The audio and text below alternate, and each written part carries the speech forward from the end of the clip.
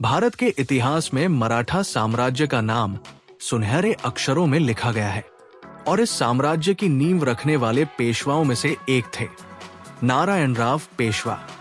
उनकी कहानी सिर्फ एक शासक की कहानी नहीं है, बल्कि विश्वासघात, साहस और त्रासदी की एक ऐसी गाथा है जो आज भी इतिहास के पन्नों में दर्द भरी यादों के साथ जिंदा है।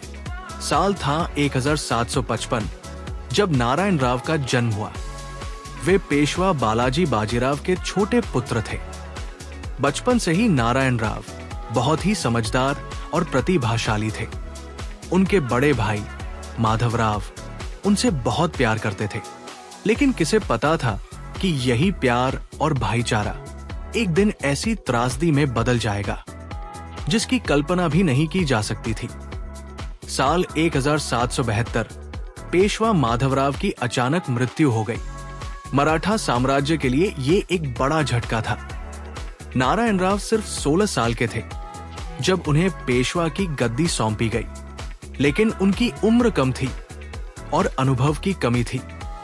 इसलिए उनके चाचा रघुनाथराव उनके संरक्षक बने, लेकिन रघुनाथराव के मन में सत्ता की लालसा थी।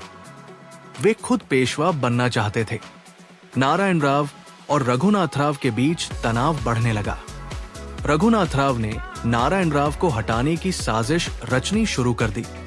उन्होंने गार्ड के कप्तान सुमेर सिंह गार्डी को अपने साथ मिला लिया और फिर वो काला दिन आया, 30 अगस्त 1773।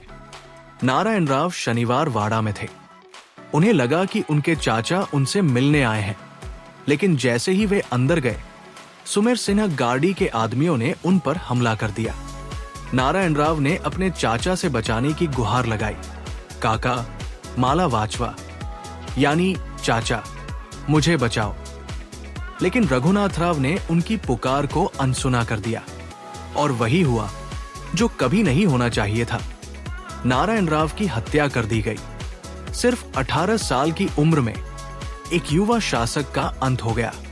नारायणराव की मौत ने मराठा साम्राज्य को हिला कर रख दिया। ये सिर्फ एक शासक की मौत नहीं थी, बल्कि विश्वासघात और सत्ता की लालसा की एक काली कहानी थी। आज भी शनिवार वाड़ा की दीवारें उस रात की चीखों को सुनती है।